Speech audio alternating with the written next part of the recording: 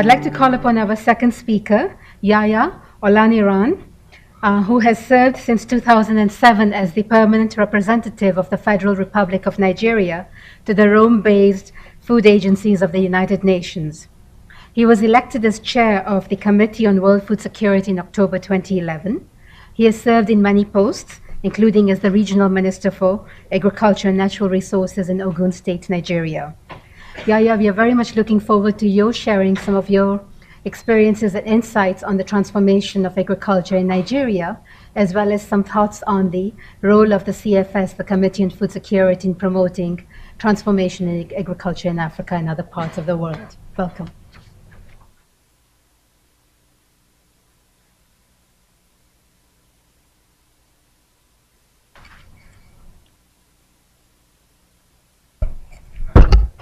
Good afternoon.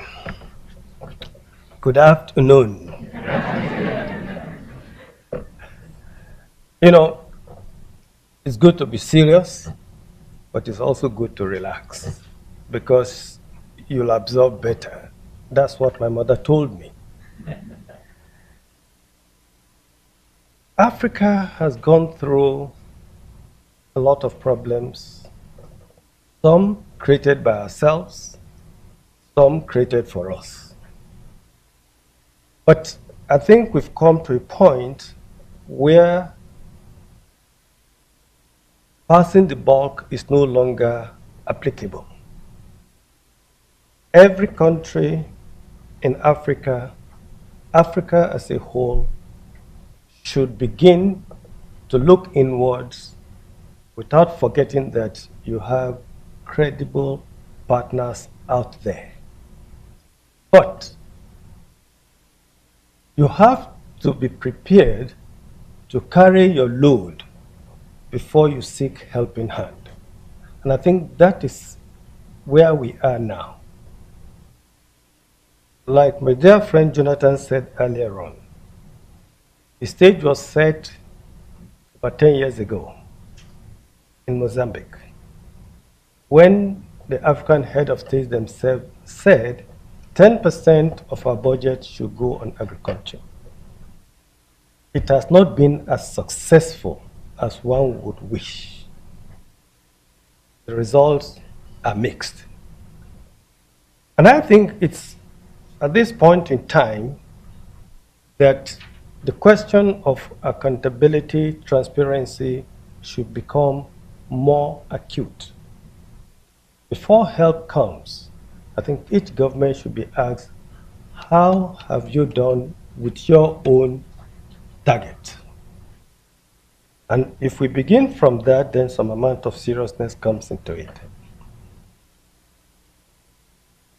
Nigeria is a country that is blessed, it's a country that is rich, but it's a country that you also have poor people. How can you reconcile those two? It's simple. For many years, we have depended on importation after we lost our ability to export.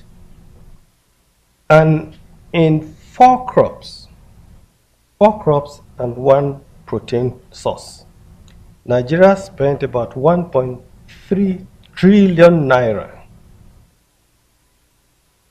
every year to import wheat, rice, sugar, and fish.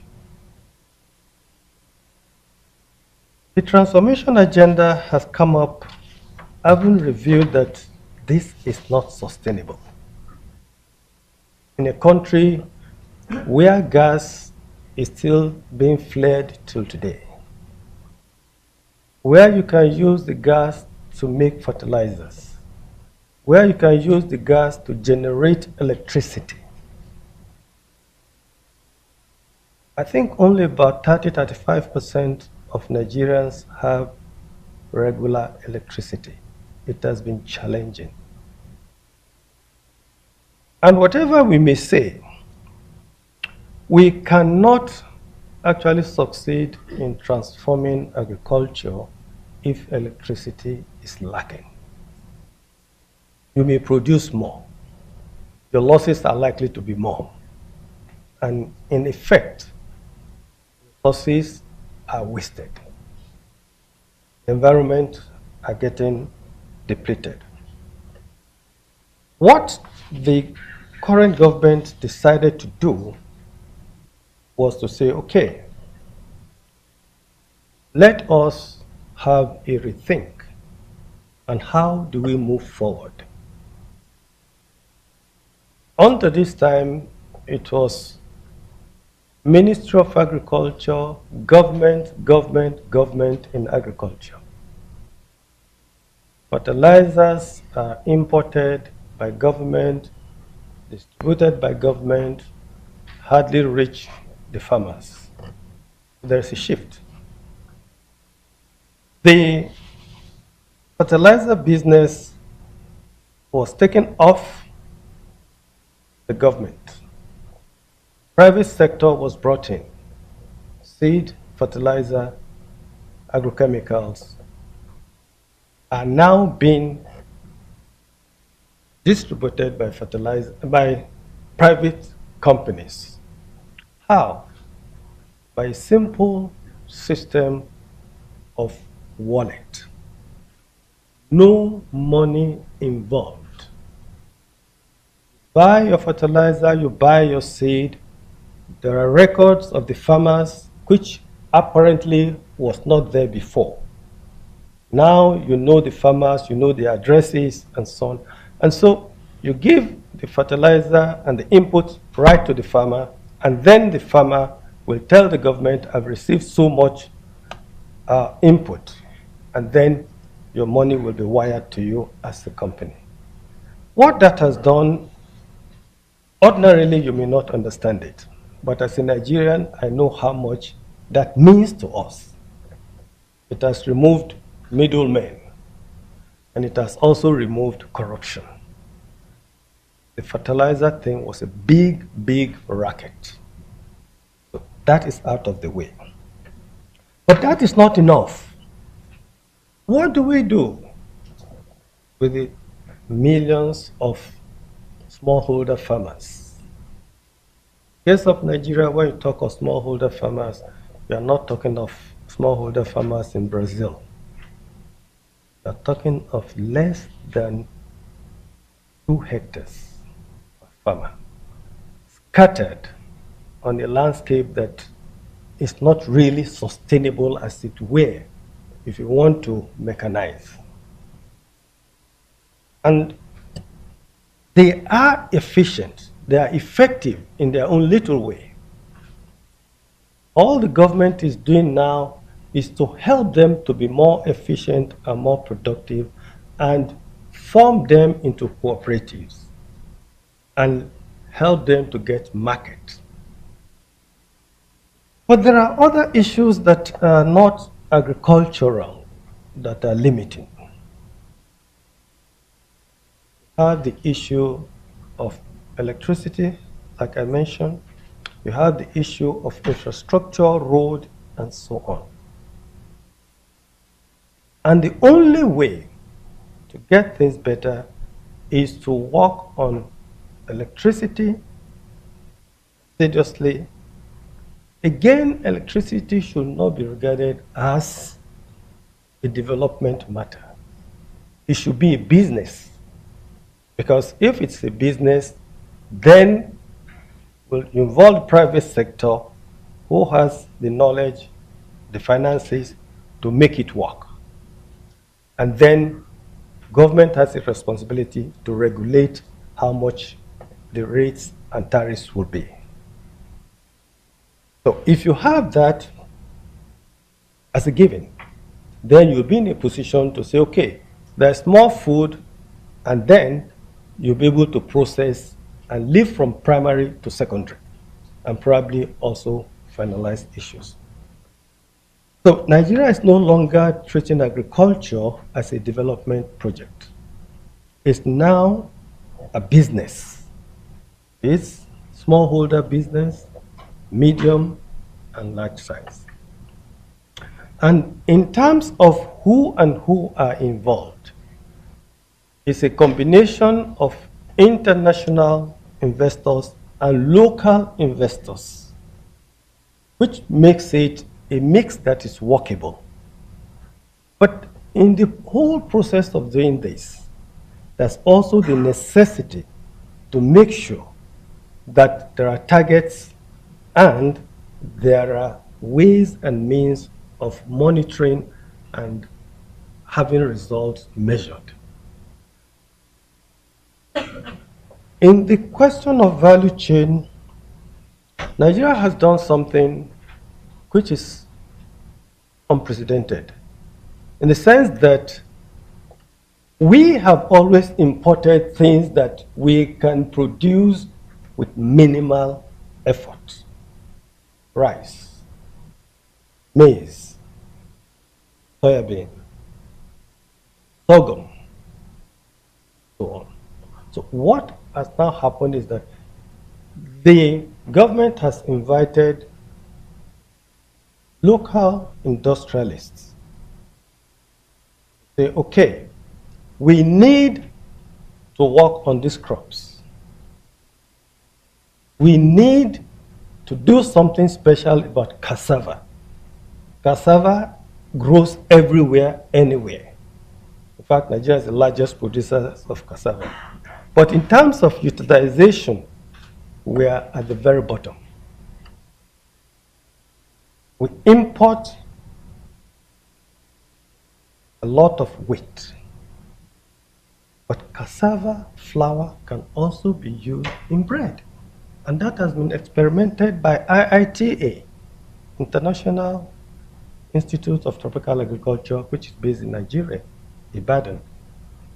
So the government decided to say, okay, let's begin to have some little bit of composite bread, wheat and cassava bread. And that has gone very well.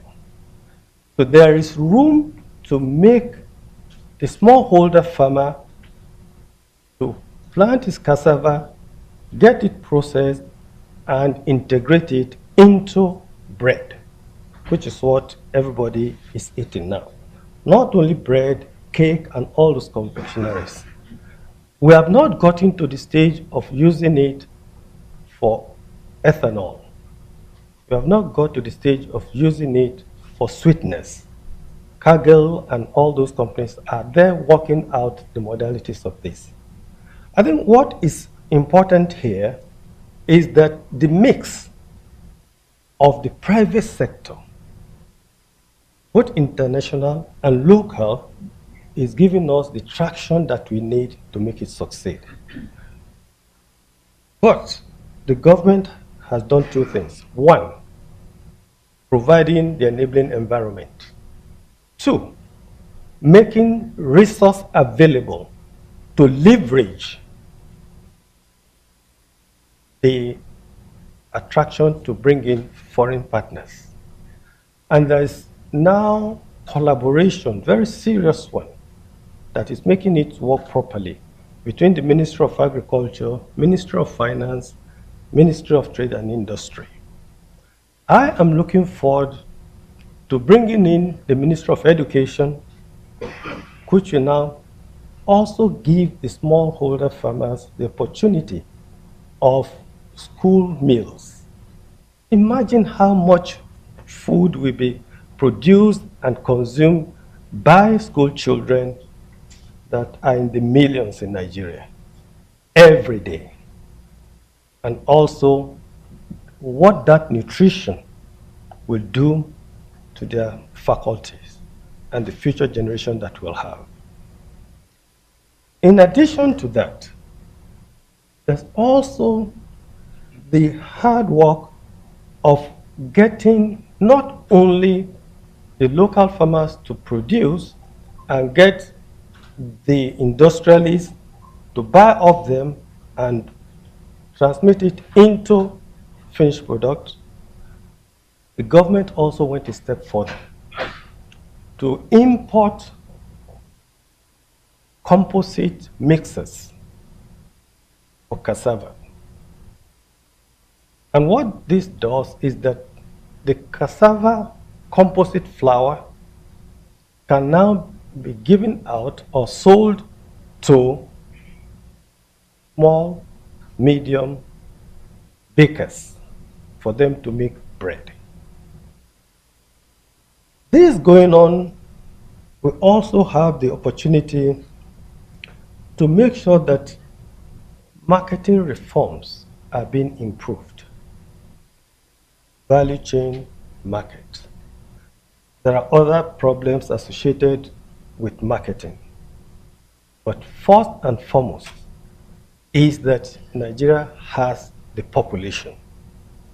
Nigeria has the opportunity of a middle class that is very articulate.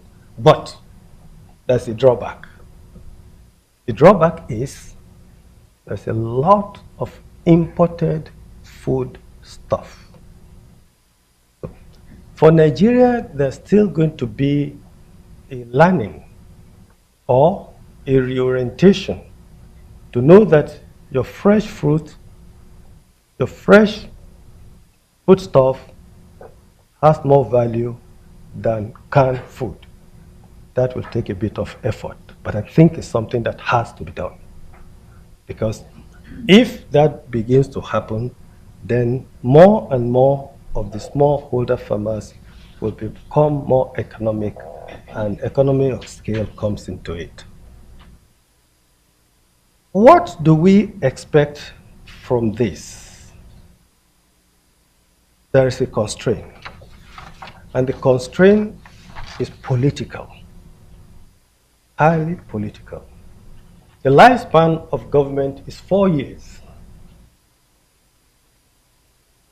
How do we sustain this momentum? The president is leading the drive.